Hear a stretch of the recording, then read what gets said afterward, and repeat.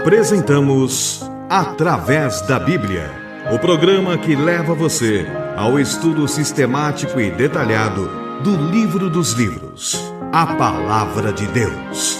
Estes estudos são de autoria do Dr. J. Vernon Magui e apresentados pelo pastor e professor Itamir Neves. Convidamos você, ouvinte, a acompanhar esta jornada através da Bíblia. Olá, amigo. Quero saudá-lo em nome do Senhor Jesus Cristo, nosso Salvador. É com grande prazer e satisfação que iniciamos mais um programa da série Através da Bíblia. E para você que tem nos acompanhado fielmente, declaramos a nossa gratidão por termos a possibilidade de a cada programa estudarmos com você mais um trecho das Escrituras Sagradas. Sentimos-nos privilegiados quando recebemos a carta dos nossos amigos contando-nos as suas experiências com Deus que tem acontecido através desse programa. Por isso, queremos incentivar a você, que é nosso ouvinte assíduo, a escrever dando-nos suas impressões sobre o programa. Quero compartilhar com vocês, então, a carta de uma irmã que é da cidade de Telêmaco Borba, no estado do Paraná. São essas as suas palavras. Quero cumprimentá-lo pelo excelente programa que vocês têm produzido. Obrigado por explicar a palavra de Deus com clareza e sabedoria. Aqui em casa não perdemos um só programa. É uma bênção maravilhosa. Oro para que nunca saia do ar e possa ainda abençoar a muitos. Querida irmã, somos gratos a Deus por você, por suas palavras. Elas são um incentivo para nós. Mas, ao mesmo tempo, essas palavras nos enchem de temor e tremor. E por isso é que nós pedimos a Deus que tenhamos programas que edifiquem a cada um de vocês. Por isso nós oramos pedindo as bênçãos de Deus. E é para isso que eu quero contar com a sua parceria. Ore pela gente para que nós possamos produzir programas que realmente edifiquem o corpo de Cristo. E eu quero pedir que você agora me acompanhe numa palavra de oração, pedindo as bênçãos de Deus para esse programa. Vamos orar. Pai querido, chegamos à tua presença, agradecidos porque a tua misericórdia dura para sempre. Agradecidos porque a tua misericórdia se renova constantemente sobre as nossas vidas. Senhor, nós somos agradecidos também, porque pela tua misericórdia o Senhor apaga de nós as nossas transgressões. Senhor, conforme a tua vontade, atende a necessidade de cada um de nós que te buscamos nessa hora. Senhor, conceda-nos também a iluminação do teu Espírito para que esse estudo sirva para a nossa edificação. Nós oramos em nome de Jesus. Amém. Fortalece a fé, conhecer nosso Deus. Querido amigo, temos hoje como alvo estudarmos os versículos finais do capítulo 24, isto é, dos versículos 29 até 51, onde Jesus está respondendo aos seus discípulos as perguntas que eles fizeram a respeito da data em que aconteceria a destruição que Jesus predissera. Destacando alguns pontos sobre esse assunto, é importante notarmos, em primeiro lugar, que Jesus, em sua resposta, por outras palavras, ensinou que o reino não seria estabelecido naquele tempo. Na verdade, ele adiou a sua consumação para o futuro. Em segundo lugar, vale a pena reforçar a profecia de Jesus sobre a destruição do templo e de Jerusalém. Isso de fato ocorreu no ano 70, conforme estudamos no programa passado, tendo ficado naquele tempo somente algo que hoje nós conhecemos como Muro das Lamentações, que na verdade não era uma parede do templo original, mas foi um muro que foi sendo erguido com pedras dos diversos períodos em que o templo foi sendo construído e reconstruído. Então o que temos hoje é uma parede em que os judeus estão orando, relembrando do templo, mas não é nenhuma parede original do templo. Em terceiro lugar, ainda restavam mais duas perguntas para serem respondidas. Que sinal haverá da tua vinda e da consumação do século? Qual é o sinal que o Senhor nos mostra de que o final do mundo está perto? Os discípulos estavam interessados em saber quando é que Jesus voltaria para estabelecer o seu reino aqui na terra. A igreja não é o quadro apresentado aqui. a igreja está intercalada entre a rejeição dos judeus e a segunda vinda de Cristo. De alguma forma, Jesus está se referindo nesse sermão à tribulação, que ainda está reservada aos judeus no final da presente era. É o que chamamos de grande tribulação. Porém, quando a igreja for removida, quando ela for arrebatada, então terá lugar a grande perseguição contra os judeus, a grande tribulação. Alguns não creem nessa posição escatológica, mas é uma palavra bíblica, para cuja concretização, segundo alguns, nós estamos marchando. Os fundamentos bíblicos são abundantes e nos mostram que haverá no fim da nossa era uma grande tribulação para o povo judeu que resultará no seu reconhecimento de Jesus como Messias de Israel. Em quarto lugar, quando no versículo 14 Jesus diz que esse evangelho do reino seria pregado por todo mundo, muitos pensam que existem dois evangelhos. Veja só, o evangelho do reino e o evangelho da graça. Não é assim. O evangelho é um só. Deus não tem vários métodos para salvar os homens. Não.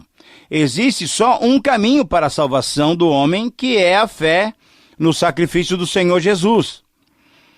A morte de Jesus Cristo na cruz é o sacrifício que pode salvar qualquer homem dos seus pecados. E não existe nenhum outro meio. Querido amigo, na verdade, o final dos tempos nós já vivemos. Nós encontramos nos evangelhos a advertência de Jesus sobre esses falsos profetas. O crente hoje deve ter muito cuidado para não se deixar enganar por esses falsos profetas. O apóstolo Pedro, falando sobre esses profetas indevidos, diz o seguinte, lá em 2 Pedro, capítulo 2, versículo 1. Assim como no meio do povo surgiram falsos profetas, assim também haverá entre vós falsos mestres, os quais introduzirão dissimuladamente heresias destruidoras até o ponto de renegarem o soberano Senhor que os resgatou, trazendo sobre si mesmo repentina destruição. Veja bem, querido amigo, em nossos dias, agora mesmo, existem muitos desses profetas falsos. Nós devemos testá-los pela Escritura. Mas vamos agora dar continuidade ao estudo, olhando do versículo 29 ao 31. O que encontramos nesses versículos é a afirmação de que a tribulação não tem a última palavra. Veja só, as palavras logo em seguida à tribulação daqueles dias, isto é, imediatamente após as dores de parto, o Messias voltará. Na sequência, o versículo 30 diz, então aparecerá no céu o sinal do Filho do Homem. Mas surge a pergunta, que sinal será esse? Vamos pensar um pouquinho sobre esse sinal. Você se lembra que no Antigo Testamento a nação de Israel tinha recebido a glória Shekinah, que é a presença de Deus? Será o sinal da glória Shekinah ou a glória de Deus esse sinal? Quando Cristo veio a primeira vez, ele colocou de lado toda a sua glória e não a revelou na sua plenitude. O apóstolo João disse o seguinte, e o Verbo se fez carne e habitou entre nós, cheio de graça e de verdade, e vimos a sua glória, glória como do unigênito do Pai. Naturalmente, Cristo revelou a sua glória na sua primeira vinda, mas ele viveu a vida de humilhação, de sofrimento. Ele viveu como varão de dores. Porém, quando ele voltar na segunda vez, então virá somente em glória, e uma glória especial. Vale a pena relembrar, então, querido amigo, que temos irmãos que defendem a posição que afirma que a igreja não está envolvida nessa tribulação. Conforme essa posição, a igreja, nesse tempo, já terá sido arrebatada. Não estará mais nesse mundo. Assim, ela estará com o Senhor nos ares. Mas quando voltamos ao texto, no versículo 29, encontramos a descrição de um cataclisma celeste, quando os astros serão abalados, demonstrando que a vinda do Messias afetará tanto a humanidade como a natureza também. Entendendo que o sinal do Filho do Homem é a glória de Deus, Jesus voltará em esplendor e em glória, conforme o versículo 30, para consumar o reino que foi adiado. Mas deve ser destacado, conforme o versículo 30, que todos os povos da terra se lamentarão e verão o Filho do Homem vindo sobre as nuvens do céu com poder e muita glória. Quando o Filho do Homem vier sobre as nuvens do céu com poder e glória, que simboliza a presença de Deus, conforme nós já vimos em 17:5, quando estudamos sobre a transfiguração, muitos ficarão tão atemorizados pela sua excelsa presença que clamarão para que as rochas e os montes caiam sobre eles e os esconda da sua ira, conforme nós estudaremos lá em Apocalipse capítulo 6, versículo 15 a 17. Mas um contraste deve ser destacado. Ele enviará, conforme o versículo 31, os seus anjos com grande canglor de trombeta, os quais reunirão os seus escolhidos dos 4 ventos, de uma a outra extremidade do céu. De todos os lugares, de todos os cantos do mundo, os eleitos, os escolhidos, serão reunidos e se alegrarão. Ficarão agradecidos e encantados. Querido amigo, então vale mais uma vez perguntar: você se atemorizará diante da vinda do Messias, do Senhor Jesus Cristo? Não mais como Salvador, mas como juiz? Ou você se alegrará, pois sendo um dos escolhidos, será reunido pelos anjos divinos para estar para sempre com o Senhor? Qual é a sua resposta? Eu sei que, embora tenhamos aprendido essas verdades, temos pessoas que, em relação aos dias finais, ainda perguntam sobre como e quando acontecerá aquilo que acontece descrito por João lá em Apocalipse 20, isso é, os 1000 anos, o milênio. Sobre esse assunto e sobre outros subtemas que são tão controversos, nós temos outras explicações, mas no momento não é esse o nosso foco aqui. Nós vamos estudar isso posteriormente. Mais detalhes nós vamos estudar sobre o final dos tempos. O que temos que notar aqui é que assim Jesus conclui as suas respostas aos discípulos. E antes de avançarmos para aquilo que o texto nos mostra, eu creio que seria muito bom fazermos um pequeno resumo do que vimos até agora, desde o programa passado. Veja só. Jesus explicou que a relação entre as dores do parto, da vinda do Messias, e a vinda do Messias pode ser comparado com a relação entre os galhos de uma figueira que estão crescendo e a vinda do verão, conforme o versículo 32. Veja bem, um antecipa a chegada do outro.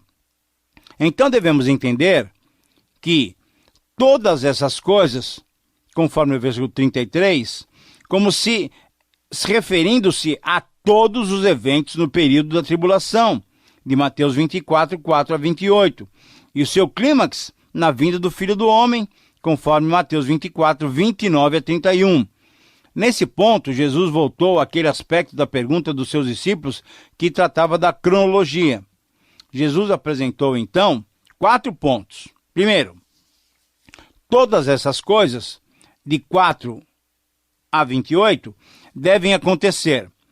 A vinda do Senhor Jesus, então, estará próxima. Isto é, estará às portas, conforme o versículo 33.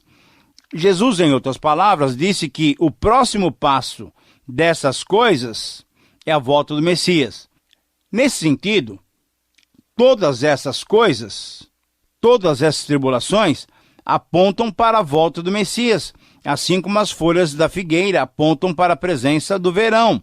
Ou certas flores aqui no Brasil, como a azaleia, aponta para a chegada do inverno. 3. A expressão não passará essa geração sem que tudo isso aconteça, conforme o versículo 34, deve ser bem entendida. Apesar de várias objeções, a maneira mais natural de se entender essas palavras é considerá-las como pronunciadas àquela geração que estava viva e ouvindo a Jesus. As guerras, rumores de guerras, fomes, terremotos, uma séria perseguição à igreja e até mesmo o martírio de alguns cristãos, bem como a proclamação do evangelho por todas as nações conhecidas daquele tempo, foi um prenúncio do fim que chegava. E embora essas palavras de Jesus não fossem cridas naquele momento, e por isso mesmo ele confirmou a sua predição, reforçando-a, conforme o versículo 35, passarão o céu e a terra, porém as minhas palavras não passarão, Na verdade, querido amigo, tudo isso aconteceu como ele tinha avisado. E tudo foi comprovado, pois 40 anos depois, Jerusalém e o templo caíram. Então, você consegue perceber como temos que confiar nas palavras do Senhor Jesus? Elas são palavras proféticas e palavras que se cumprem. Portanto, podemos descansar nas suas promessas e no seu interesse por todos nós. Pois, como diz Pedro, ele tem cuidado de nós. Você, especificamente você que me ouve agora, confia no Senhor Jesus de todo o seu coração? Querido amigo, pode confiar. Em Jesus, a gente pode confiar. Agora, o texto prossegue e temos diante de nós os versículos 36 a 44. Com exceção dos abalos dos corpos celestes, que só acontecerão na volta de Jesus, temos que perceber que, embora todas essas coisas tenham acontecido naquela geração, elas não terminaram ali e não terminaram assim que o último membro daquela geração morreu. Temos que perceber que por muitas gerações, e inclusive em nossos dias, todas essas coisas ainda estão acontecendo. E aí é muito interessante vermos a posição do filho em relação ao pai. Jesus afirma no versículo 36 o seguinte: mas a respeito daquele dia e hora, quando o Filho do Homem virá outra vez, ninguém sabe, nem os anjos do céu, nem o Filho, senão o Pai. Assim, querido amigo, embora os tempos de tribulação caracterizem o período entre as duas vindas de Jesus, eles não estabelecem, de forma alguma, o horário para o fim da nossa era. É Jesus quem confirma isso com as palavras dos versículos 35 a 39. Jesus disse que a vida continuaria, a raça humana continuaria. Veja você, no seu próprio caso. Pense um pouquinho. Mesmo com essas tribulações, mesmo com esses rumores de guerras, terremotos, fomes, você ainda está vivo. Você está me ouvindo agora nesse momento. Veja só, a vida está continuando. Certamente você conhece alguém que nesses últimos dias se casou. Não há nada que sugira que o cataclisma celeste esteja próximo, como nada parecia indicar que nos dias de Noé o julgamento estava chegando. Mas nos versos 40 e 41, Jesus continua mostrando que a vinda do Filho do Homem, a vinda do Messias, enfim, a sua própria vinda, será tão inesperada e tão repentina que surpreenderá os dois que estiverem trabalhando no campo, ou as duas que estiverem trabalhando no moinho. Quando um será levado e outro será deixado, quando uma será levada e outra será deixada. Embora alguns estudiosos entendam que esse levar significa levar para estar para sempre com o Senhor, e assim alicerçam a sua crença de que a igreja será arrebatada antes da grande tribulação, a ênfase aqui é a vinda de Jesus, e ela será repentina e imprecisa. E por isso, o que Jesus está passando para nós, o ensino dele, é que nós devemos estar preparados. Sim, querido amigo, se você está nos acompanhando com o texto bíblico aberto, você verifica que é exatamente sobre isso que Jesus advertiu os seus discípulos e também nos adverte para que não sejamos enganados. Veja os versículos 42 a 44. A igreja deve estar bem preparada. Como igreja, ela não pode se dar ao luxo de viver de modo displicente, sem atentar para essa realidade. Mas, por outro lado, a igreja também não deve viver freneticamente, vendo em cada evento, em cada circunstância, a vinda de Jesus. Não.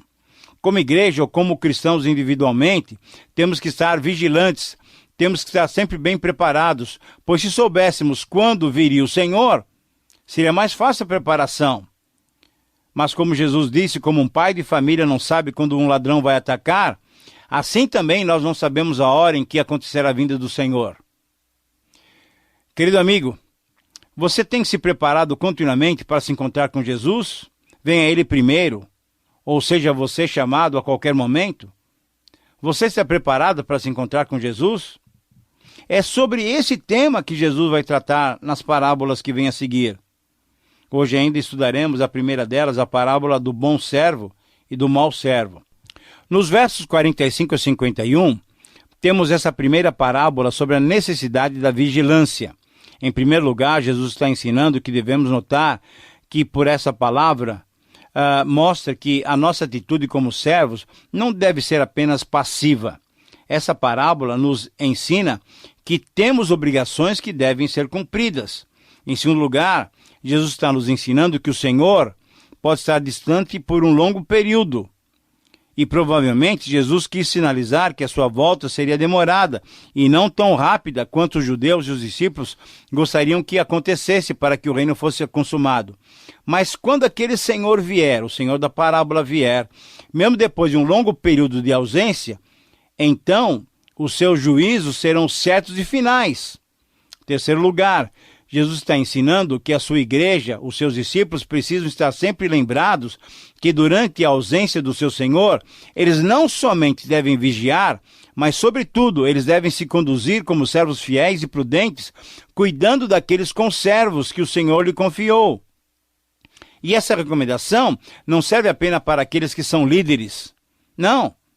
Aqueles que estão à frente dos trabalhos, aqueles que estão à frente dos outros conservos. Não, essa recomendação serve para qualquer um de nós, para todos nós, pois todos nós temos irmãos, isto é, nós temos conservos, aqueles que servem junto conosco na edificação do corpo de Cristo, na edificação da igreja do Senhor. Seja qual for a autoridade ou qual for o ministério que desenvolvamos, como discípulos de Cristo, nós devemos...